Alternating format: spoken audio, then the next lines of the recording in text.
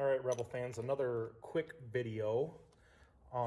This is a little bit more detailed and showing you how to take the cover off to get at that filter that's for your transmission. I know I kind of explained it in the oil change video, but I can show you real quick and how easy it is to access it to get to that point. So you have two bolts down here that hold this off. Just you want to get this out of the way. And then you have a couple bolts here holding this cover on. So you got 1, 2, 3, 4 holding that cover off. So it's easier just to take this one off first.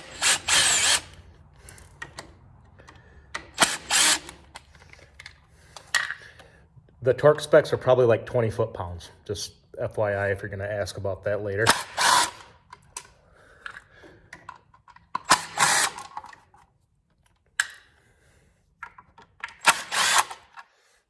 I'm not going to take the filter out, but I'm just showing you how easy it is to access to get at it.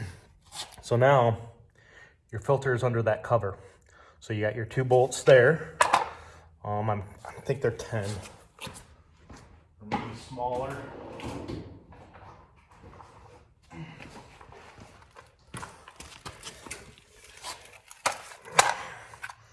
They're smaller than 10 for sure. Let's see. That's PV. That is just right. So that's an 8. It's an 8 on there. So you got these two bolts.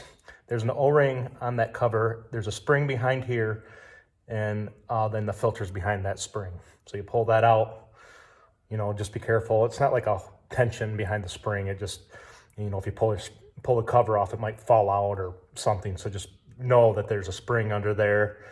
And then, you know, I don't recommend this. I ended up reusing my O-ring. I'm having no leaks. I mean, obviously, if you can inspect it, there's no cracks or breaks in it. You can get away with using your O-ring. But if I had bought it, I would have replaced the O-ring. Just because it's a cheap part. It costs nothing to replace that O-ring.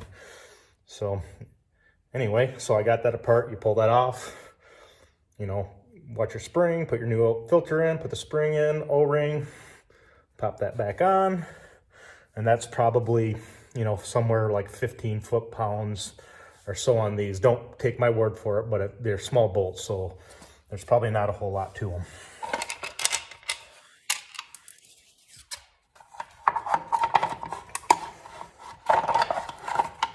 Kind of slip it on there, kind of like slips in there, kind of funky.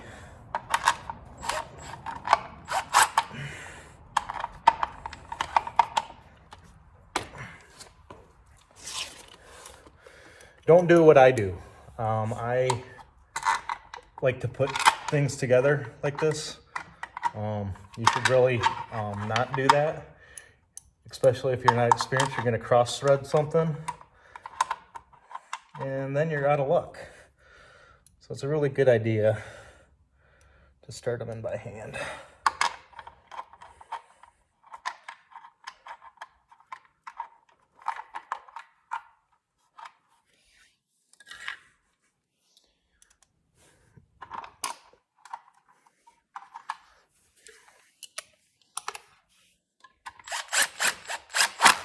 "20 foot-pounds, 25 foot-pounds, 24 foot-pounds, 20 foot-pounds. And these little ones are smaller.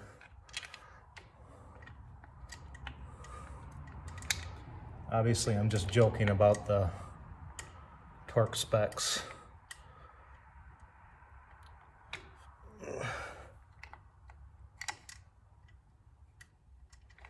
And that's all. These are all the same size, even though these ones are a little bit smaller, and that's a 5.